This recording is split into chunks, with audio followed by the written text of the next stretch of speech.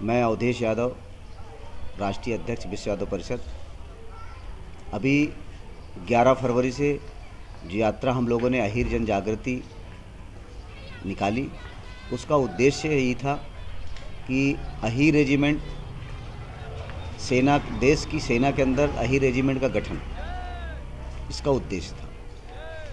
वर्षों से हमारे वीर अहीर नौजवान साथी, बहुत सारे संगठन के लोग वर्षों से इसकी मांग कर रहे हैं, लेकिन ना तो सरकार इस पर ध्यान देती है, ना इस रेजिमेंट गठन करने के बारे में कभी वो सोचती है। और जो भी सरकार केंद्र में होगी, रेजिमेंट वही बनाएगी।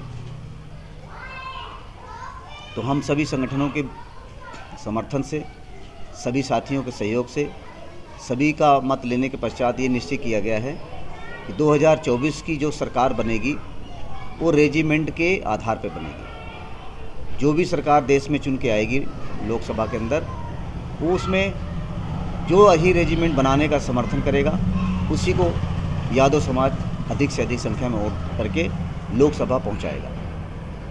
लेकिन चुनाव से पहले पार्टियां तो वादा करती है, लेकिन चुनाव के बाद भूल जाती है अपने वादे को।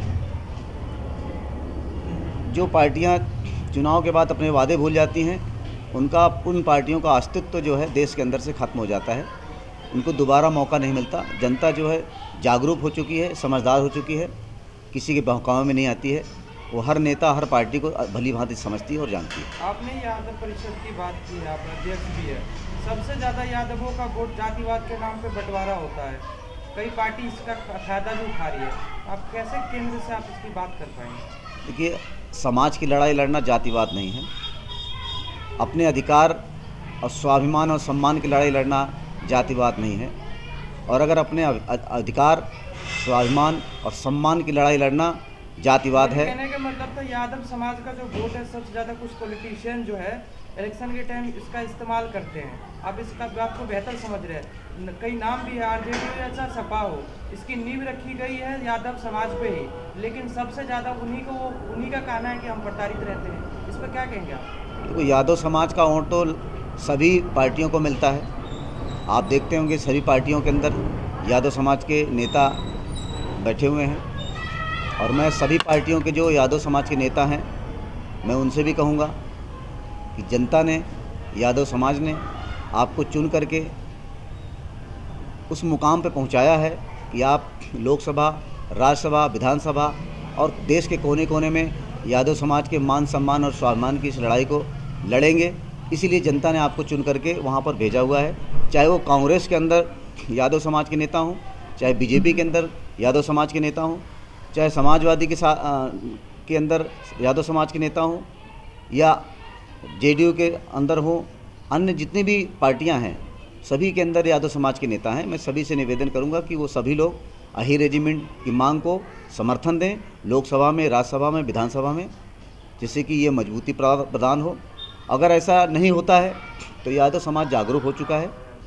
आने वाले समय में इन सब की छटाई होगी और उन्हीं लोगों को चुनकर भेजा जाएगा जो यादव समाज के हक और अधिकार की लड़ाई लड़ेंगे। लेकिन वोट लेने के लिए तो सब तो अपने अपने समाज की बात करते हैं, लेकिन जीतने के बाद जो है वो पार्टी के होके रह जाते हैं, अपने समाज की बात नहीं करते। ऐसे नेताओं को भी जनता जो है समय आने पर सबक सिखाएगी।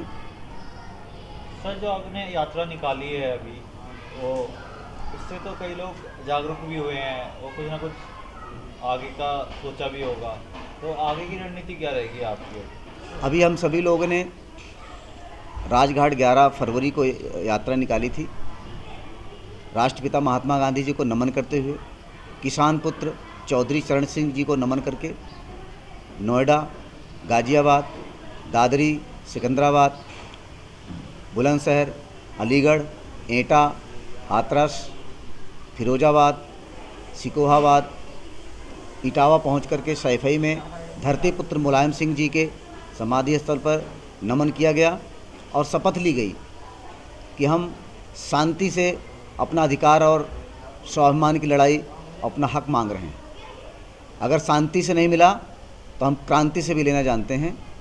इस यात्रा का यही उद्देश्य है कि 2024 से पहले अधिक से अधिक संख्या में अहीर रेजिमेंट समर्थन करने वाले अहीर रेजिमेंट बनाने के लिए संसद में चुन करके भेजने के लिए हम सभी लोगों ने जागरूक यात्रा निकाली है। हमारे देश के प्रधानमंत्री सबका साथ सबका विकास सबके विश्वास की बात करते हैं, कहाँ कमी रह गई जो आप लोग की मांगें पूरी नहीं हो रही है?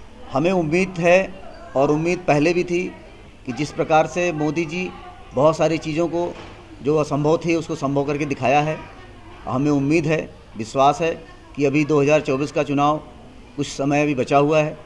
माननीय प्रधानमंत्री जी इन बातों पर अमल करेंगे और जल्द से जल्द अहीर रेजिमेंट के मान सम्मान और स्वाभिमान की इस लड़ाई को बना करके और अहीरों के स्वाभिमान और सम्मान उनको वापस लौटाएंगे।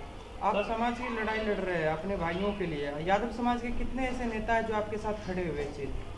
हमने जो यात्रा की थी उसमें जितने भी हम जिलों में गए थे, जितने विधानसभा में गए थे, जितने गांव में गए थे, हमें एक एक का जो प्यार मिला, जो आशीर्वाद मिला, वो प्यार आशीर्वाद शब्दों के माध्यम से नहीं बताया जा सकता है। इस बात से ये सिद्ध होता है कि पूरा यादव समाज आज एक है, संगठित है और अपने अधिकार के लिए लड़ने के लिए तैयार है। नेतृत्व का नाम बताना चाहेंगे जो कि इसके लिए सहयोग के रूप में आप सब खड़े रहे? अभी जितने भी यादव समाज है उसमें सभी लोगों का सहयोग है और सभी लोग एकजुट होकर के लड़ाई लड़ रहे हैं। नहीं, ऐसे कोई नेतृत्व जो चुन के गए हो यादव समाज के, वो आपके साथ खड़े हुए इस अभियान में? इस अभियान में जितने भी लोग हैं सभी लोग हर अपने अपने स्तर पर, अपनी अपनी जगह पे, अपने अपने क्षेत्र में, जो लोकसभा में हैं लोकसभा में आवाज़ उठाते हैं, राज्यसभा में आवाज़ उठाते हैं। कुछ ऐसे नाम आप सामने रखना चाहेंगे? नहीं, मैं कोई एक नाम नहीं है हमारे समर्थन में कि मैं एक के व्यक्ति का नाम बताऊं और बाकी को छोड़ दूं। तो इसलिए मेरे सामने जितने भी यादव समाज के नेता हैं और जितने भी यादव समाज में संगठन हैं, सभी का समर्थन प्राप्त है, सब हम एक साथ हैं। बिल्कुल आपने उचित कहा, यादव समाज का बहुत बड़ी संख्या में योगदान है और वोट का भी बहुत बड़ा योगदान रहता है, तो उम्मीद है कि 24 से पहले फैसला होगा आपके पक्ष में इलेक्शन से पहले। मुझे मोदी जी पे अभी भरोसा है, अगर वो अहीर रेजिमेंट बना देते हैं तो यादव समाज उनका फूलों मालाओं से स्वागत करेगा और अगर रेजिमेंट वो नहीं बनाते हैं तो 2024 में यादव समाज बहिष्कार भी करेगा। सर क्या कहना चाहेंगे यादव समाज को यहाँ से आप? मैं अपने यादव समाज को यही कहूँगा कि ये लड़ाई मान सम्मान और स्वाभिमान की है, इसमें आप सभी लोग एक हो जाइए। सोशल मीडिया पे, ज़मीनी स्तर पे जहाँ तक हो सके इसको आप इस आवाज़ को पहुँचाने का काम करें, क्योंकि मान सम्मान और स्वाभिमान से समझौता नहीं हो सकता है। तो इस लड़ाई को तब तक जारी रखेंगे जब तक ये पूर्ण नहीं हो जाती, जब तक तन में जान रहेगी, अहीर रेजिमेंट की मांग रहेगी।